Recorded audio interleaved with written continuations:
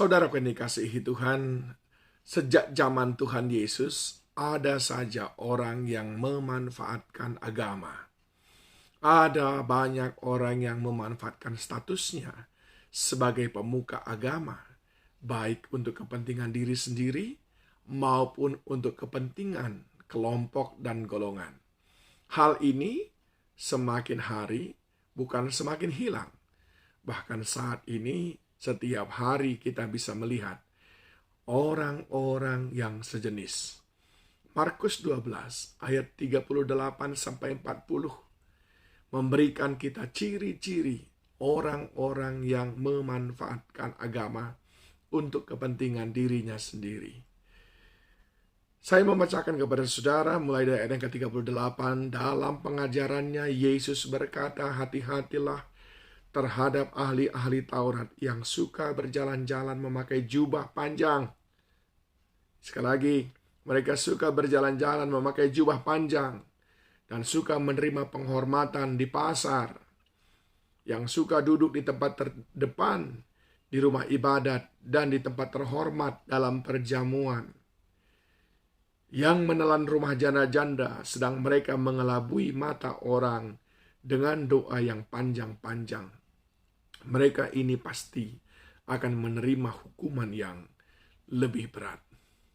Saya baru saja membaca di dalam media online, seorang pemuka agama rumahnya digeruduk oleh massa yang merasa dirugikan karena pemuka agama ini di dalam khotbah-khotbahnya sering sekali menantang orang lain untuk menabur, bahkan sampai mengosongkan isi dompetnya. Tetapi di balik itu ada maksud-maksud tersendiri. Mungkin tidak pun saya sebutkan namanya, saudara sudah bisa mulai menduga-duga. Karena dia termasuk orang yang juga cukup dikenal di kalangan ramai di Indonesia. Oleh sebab itu, relevan sekali apa yang diingatkan Yesus kepada kita. Kita perlu mengenali, kalau saya mengatakan kalau dulu disebut dengan ahli-ahli Taurat, kalau sekarang saya lebih menyebutnya dengan tokoh-tokoh agama yang palsu, yang penuh dengan kemunafikan. Tentu saja saya tidak ingin bermaksud menyerang siapapun, apalagi sesama tokoh agama atau sesama hamba Tuhan. Tapi saya sedang berbicara kepada saudara untuk mengingatkan supaya kita tidak menjadi korban daripada mereka. Apa ciri mereka, kata Yesus? Yang pertama, orang yang seperti itu suka mempromosikan diri. Inginnya dikenal, bahkan inginnya terkenal. Dia suka mempromosikan diri, bahkan dia tidak segan-segan mengatakan sesuatu, dia ahli dalam hal itu padahal dia tidak bisa sama sekali. Dia ingin sekali menggait kepercayaan orang lain. Dia ingin sekali mempesonakan hati orang lain lewat penampilannya. Dikatakan dari ayat 38, hati-hatilah terhadap ahli Taurat yang suka berjalan-jalan memakai jubah. Sedemikian bangganya dengan jubahnya. Jubahnya panjang. Sesudah dia pakai jubah, dia suka menerima penghormatan di pasar.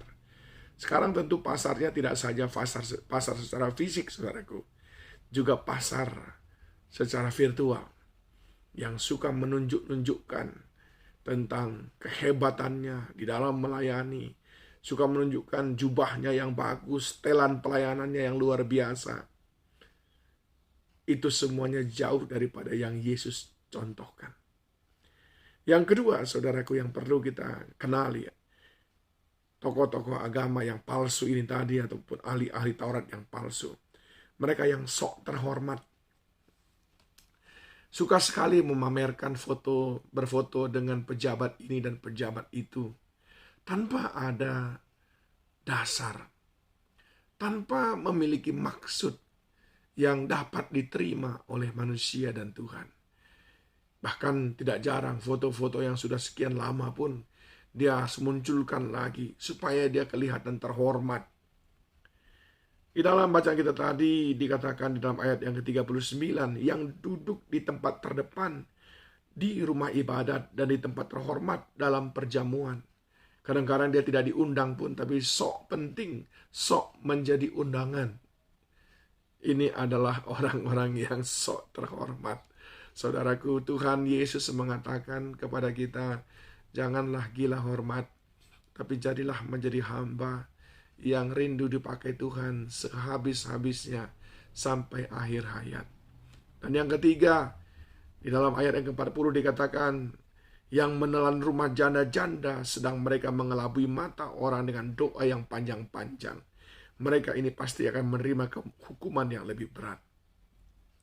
Ini orang yang memanfaatkan statusnya untuk kepentingan diri sendiri. Dengan melakukan berbagai macam tipu daya, padahal semuanya itu adalah kemunafikan belaka. Ini orang sangat berbahaya, saudaraku. Dia tidak beda dengan pembunuh berdarah dingin. Mengapa? Janda-janda yang lemah, yang mungkin entah itu kaya ataupun miskin, diporoti habis-habisan hanya karena statusnya sebagai pemuka agama, statusnya sebagai hamba Tuhan, statusnya sebagai orang yang mengerti ayat-ayat firman Tuhan, lalu dengan dalih mengajari, dengan dalih membimbing orang itu kepada Tuhan, lalu menghabisi semua yang dimilikinya. Tentulah orang-orang seperti itu akan kepahitan. Hamba-hamba yang seperti ini menjadi batu sandungan yang sama sekali tidak berguna bagi kerajaan Allah. Pesan saya, kenali siapa mereka, sekalipun mereka menyebut diri mereka hamba Tuhan. Supaya engkau tidak bergaul dengan hamba-hamba Tuhan yang palsu, yang tidak lebih daripada ahli-ahli Taurat. Tuhan Yesus kiranya menolong saudara.